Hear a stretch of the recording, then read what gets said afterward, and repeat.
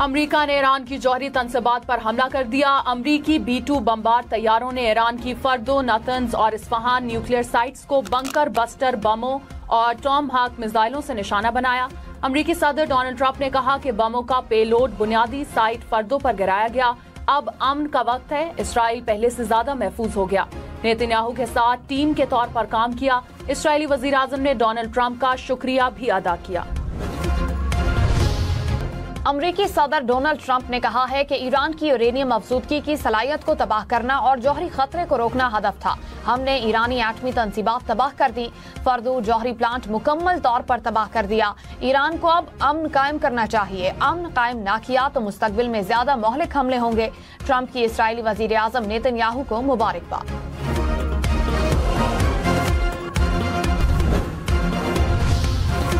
ایران کی امریکی حملے کی تصدیق، کہا امریکی حملے کے بعد فردو نیوکلیئر سائٹ کی صرف داخلی اور خارجی سرنگوں کو نقصان پہنچا۔ نیوکلیئر سائٹس حملے سے پہلے ہی خالی کرا لی گئی تھیں۔ ایران کے فردو جوہری مرکز پر 6 بنکرز استعمال کیے گئے۔ امریکی میڈیا کا دعویٰ، کہا ایران کے دیگر جوہری مقامات پر 30 ٹام ہاک میزائل استعمال کیے گئے۔ اسرائیلی وزیر اعظم نیتن یاہو نے کہا امریکی حملوں نے تاریخ کا رخ موڑ دیا۔ ایران کی جوہری تنصیبات کو تباہ کرنے پر ڈونلڈ ٹرمپ کا شکر گزار ہوں۔ ٹرمپ نے ایسا موڑ پیدا کیا جو مشرق وسطیٰ کو خوشحالی کی طرف لے جا سکتا ہے۔ صدر ٹرمپ اور میں اکثر کہتے ہیں طاقت کے ذریعے امن، پہلے طاقت آتی ہے پھر امن۔ امریکی حملے کے بعد ایرانی رد عمل کا خطرہ، اسرائیل میں اسکول اور دفاتر بند کرنے کا اعلان۔ اسرائیلی فوج کے مطابق سخت حفاظتی پابندیوں کے تحت اسکول اور دفاتر بند کر دیے جائیں گے، صرف اہم شعبوں کو کام جاری رکھنے کی اجازت ہوگی۔ امریکی سینیٹر برنی سینڈرز نے ایران پر حملے کو غیر آئینی قرار دے دیا، کہا صدر ٹرمپ کو جنگ کے فیصلے کا اختیار نہیں ہے، جنگ کا فیصلہ کرنا کانگریس کا اختیار ہے۔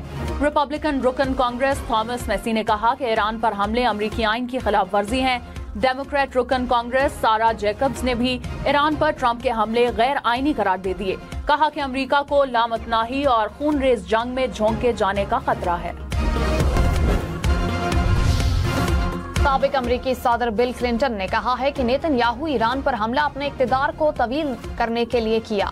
امریکہ اب تک ایران اور اسرائیل کے درمیان تنازع میں براہ راست کارروائی سے دور رہا ہے، لیکن اس نے اسرائیل کو تہران سے میزائل مار گرانے میں مدد کی اور اسے فوجی ساز و سامان فراہم کیا۔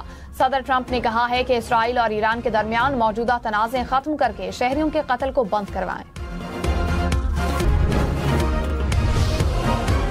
پاکستان نے اسرائیلی جارحیت کو خطے کے امن کے لیے خطرہ قرار دے دیا۔ ترک صدر طیب ایردوان سے نائب وزیر اعظم اسحاق ڈار کی ملاقات، فیلڈ مارشل سید عاصم منیر بھی ہمراہ تھے۔ ملاقات میں کشیدگی کے خاتمے کے لیے سفارتی کوششیں جاری رکھنے پر اتفاق۔ OIC وزراء خارجہ کے اجلاس سے خطاب میں اسحاق ڈار نے کہا کہ ایرانی خود مختاری پر حملہ عالمی قوانین کی کھلی خلاف ورزی ہے۔ عالمی برادری اسرائیلی جارحیت روکنے کے لیے فوری اقدامات کرے۔ غزہ میں فوری اور غیر مشروط جنگ بندی ہونی چاہیے۔ امت مسلمہ کو درپیش چیلنجز سے نمٹنے کے لیے مل کر کام کرنا ہوگا۔ ایرانی سپریم لیڈر آیت اللہ خامنائی نے اپنے ممکنہ جانشین نامزد کر دیے۔ نیو یارک ٹائمز کے مطابق ممکنہ جانشینوں میں 3 سینئر علماء کے نام شامل، آیت اللہ خامنائی کے بیٹے کا نام شامل نہیں۔ اسرائیل کے ایران پر حملے جاری، خرم آباد میں بمباری سے 5 ایرانی اہلکار شہید۔ قم کی رہائشی عمارت پر حملے میں 2 شہری شہید ہو گئے، 4 زخمی۔ ایران کی اصفہان نیوکلیئر سائٹ پر بھی میزائل داغے۔ رہائشی عمارت پر بمباری سے ایک اور ایرانی جوہری سائنسدان شہید۔ اسرائیل کا تہران پر پھر حملہ، اسرائیلی فوج کے مطابق فوجی تنصیبات کو نشانہ بنایا گیا۔ اسرائیل کے ایران پر حملوں میں شہداء کی مجموعی تعداد 430 ہو گئی۔ ایران کے اسرائیل پر جوابی حملے، تل ابیب اور حیفا میں میزائل داغے، 3 اسرائیلی زخمی، عمارتیں ملبے کا ڈھیر بن گئی، گاڑیاں تباہ ہو گئی۔ رائٹرز کے مطابق یروشلم میں بھی دھماکے ہوئے، ایرانی حملے کے باعث بھگدڑ مچ گئی، اسرائیلی شہری محفوظ مقامات کی جانب دوڑے۔ اسرائیلی فوج نے ڈیفنس سسٹم ناکام ہونے کا اعتراف کیا۔ तुर्क सदर तैयब एर्दोआन ने इसराइल को दहशतगर्द रियासत करार दे दिया। कहा, इसराइल के हाथ मुसलमानों के खून से रंगे हैं।